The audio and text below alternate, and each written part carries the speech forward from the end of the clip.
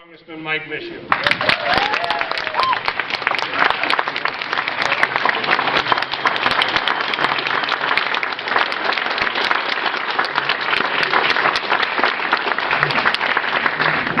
Thank you very much, Dan, for that very kind and very generous introduction. And also I want to thank the county committee for all the hard work that you have been doing and will hopefully continue to do over the next year plus. I really appreciate it. And what a fantastic crowd here this evening. It's a great crowd, so glad to see a lot of people here as well. First of all, I want to thank all the legislators who have served this great state, as well as those who are thinking about running for public office that are here tonight. I encourage you to do so.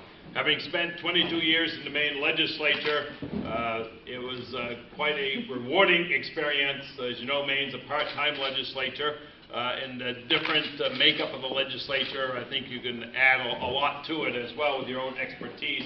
I know the legislators who are here this evening will be able to tell you that. So I want to thank all the legislators who are here for your willingness to serve, particularly over the last few years with the current administration that you have to deal with here in Augusta. So I commend you for that effort as well. So, but I also want to thank, I know the county committee. The county committee has been working very hard over a number of years. I really appreciate that effort. It's going to take a lot of work in that regard when you look at the upcoming race, not only governor, but the U.S. Senate, as well as the State House and the State Senate and local races.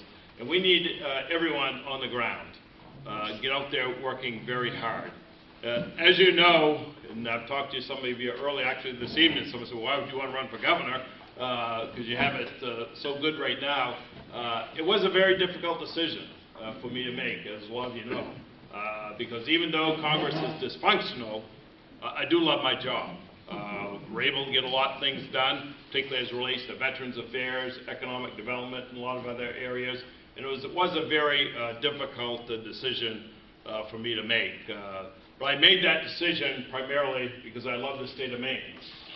Born, raised here, as you heard earlier. I worked at Great Northern Paper Company for over 29 years. I plan on retire here in the state of Maine. This is who I am. And that my love for the state of Maine was more important to me than holding on a safe seat in Congress. Because when you look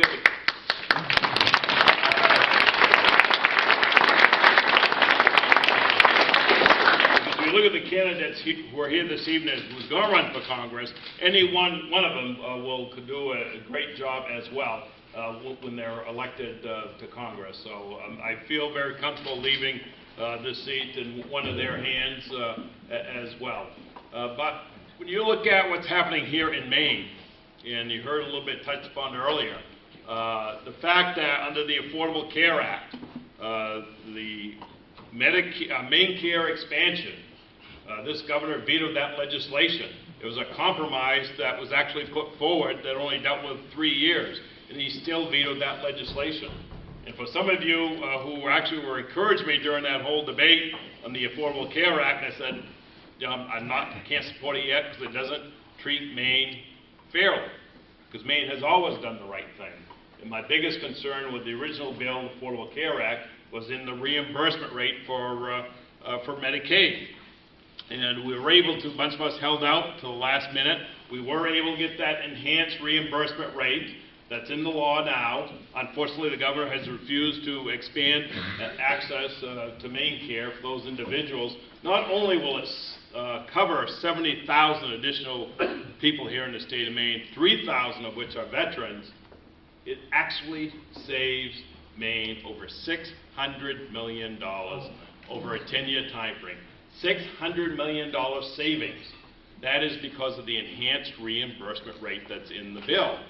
Plus, you heard a lot about the hospitals from the current administration over the last couple of years. This bill actually will give hospitals an additional $348 million over that same time frame. It's a win-win for the state of Maine. Unfortunately, the governor was opposed to the Affordable Care Act from day one. He doesn't care what's in it as it relates to the people here in the state of Maine. He just knows the presidents It's his legislation, so therefore he's going to do everything he can not to try to implement it. But I can tell you there's a lot of push out there, because that's one of the areas we've been pushing in this campaign. Is one of the first things I'm going to do as governor is I'm going to put legislation to the legislature to expand access to health care for the 70,000 people here in the state of Maine.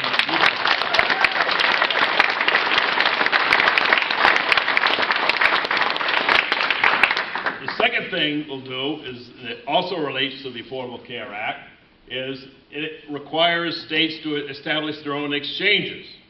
And if a state doesn't, then you'll be stuck with whatever the federal government gives you for an exchange.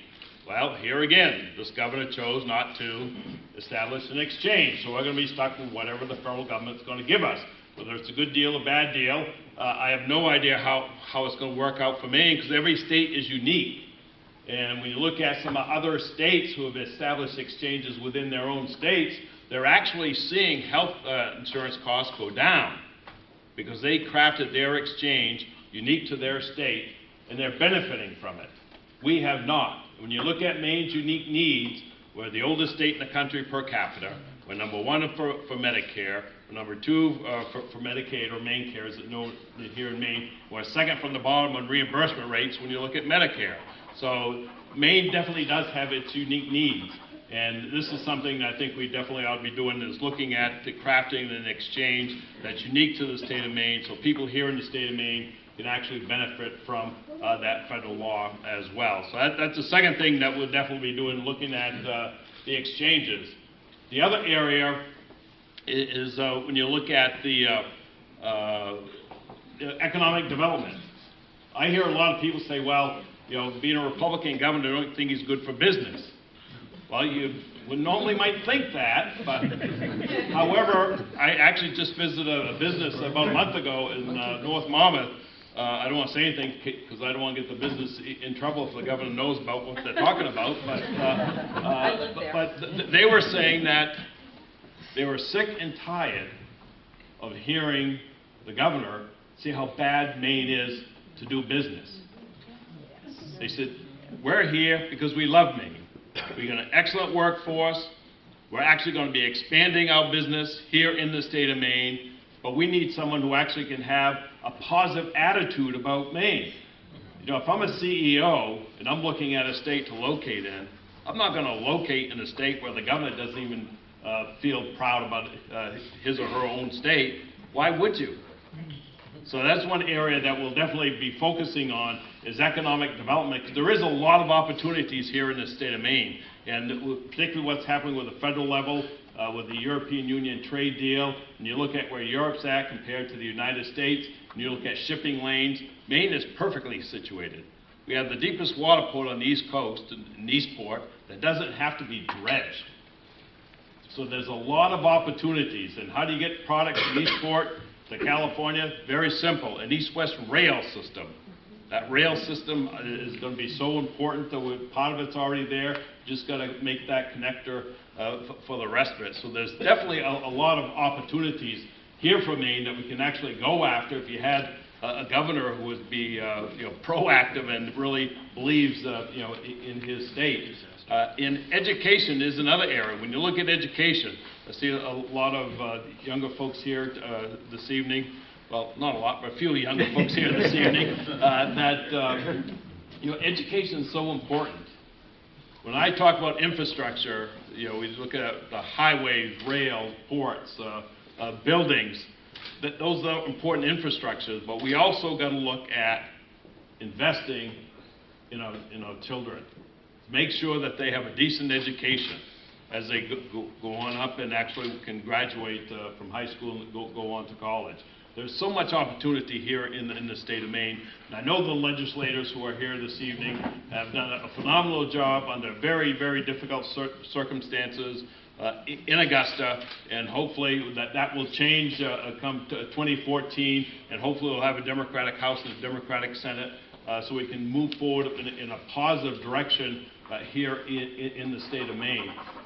The other area I just want to touch upon, because I'll be remiss being in Skowhegan and seeing Jeff McCabe here in the audience, because I was asked this a little bit earlier as far as what's happening with New Balance. Right now, as you know, there are still two issues outstanding in New Balance. One is the Trans-Pacific Trade Partnership Agreement. That is still moving forward. Depending on how that trade deal affects athletic footwear, it could mean be devastating for New Balance. There are two countries, China, they import, they're number one. Vietnam's number two. When you look at athletic footwear here in the United States, and this trade deal deals with Vietnam. So it depends on how that trade deal is negotiated. Will depend on whether or not Vietnam will have more access to our markets than what they currently have. Already they're number two, and that's a big concern that relates to the tariffs in New Balance. The second issue that's unrelated to the trade deal, but it's actually related to current law, is the Berry Amendment. The Berry Amendment requires now for our soldiers to be clothed from head to toe with American-made clothing. They're doing so except for the athletic footwear. And that's something that they've been outsourcing since 2002. And the way they're getting around the law is actually giving them an allowance versus purchasing it for our soldiers. So we're moving forward on that deal. Actually, I talked to Frank Kendall, the head procurement guy with the Department of Defense, and his first excuse was, well, every soldier's foot's different, so therefore they can't do a contract. And I said, well, you do it for boots. Well, that's a little different. So then I said, all right, so I'll cut a deal with you. So what's that? You put a contract out, and hopefully New Balance will get it. I'm not even saying New Balance has to get it, because there are two companies, New Balance and Wolverine, 100% of their sneakers materials are made in the USA. Put a contract out. Whoever gets that contract, then they'll get the contract. But if there's any soldier who can't, utilize, in this case, New Balance sneakers, you give them a waiver to get whatever they want. They said, that sounds like a good deal. So I've been waiting 6 months, still haven't heard anything yet. So but we'll keep pushing them on that, because it's a right thing to do, number one. But the second thing, when you look at New Balance, we have 3 facilities here in the state of Maine. If they got that contract, they actually can save the Department of Defense money by a contract versus, because it's cheaper by contract versus issuing an allowance what they're currently paid. So it's a win-win all the way around.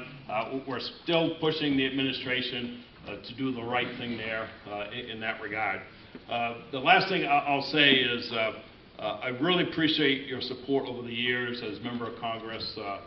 For those of you who are in the 2nd District, for those of you who come from the 1st District, I look forward to getting knowing you and working with you over the next year plus. But I'm in this race to win. I have the vision, I have the experience serving in the Appropriation Committee and President of the Maine Senate, and the commitment to really work hard to turn Maine around. I can't do it alone. I need your help. If you look at the polls are great. All the polls, we're still leading. Hopefully we'll stay in the lead throughout this. But the problem with being in the lead is you're the target of both sides. And we've seen some negative comments, distortion of my record. I don't know if you saw the one earlier this week with Elliot Cutler and my response in the Portland Press Herald. We're going to be seeing a lot more of these as time goes on, but we need your help to get out there and work extremely hard, because we can win this. We can put Maine back on the right track with leadership that would actually listen to people on all sides, someone who actually will sit down with leadership in the legislature, get their ideas and figure out where we can go as a state, and do it in a responsible manner. So once again, I want to thank all of you for your support over the years. I can't stay. I got to actually run to Saginaw and Bath, but Rosemary Winslow, she's on my congressional staff. She's here, so if you have any congressional issues, don't hesitate to see Rosemary over here. And Lizzie, she's up back. She's on the campaign staff, so if you've got a campaign question, you go see Lizzie. We got to keep the two separate, so for legal purposes. So once again, I want to thank all of you very much for your efforts. And if you don't have any I like Mike buttons, please pick them up. So thank you very much.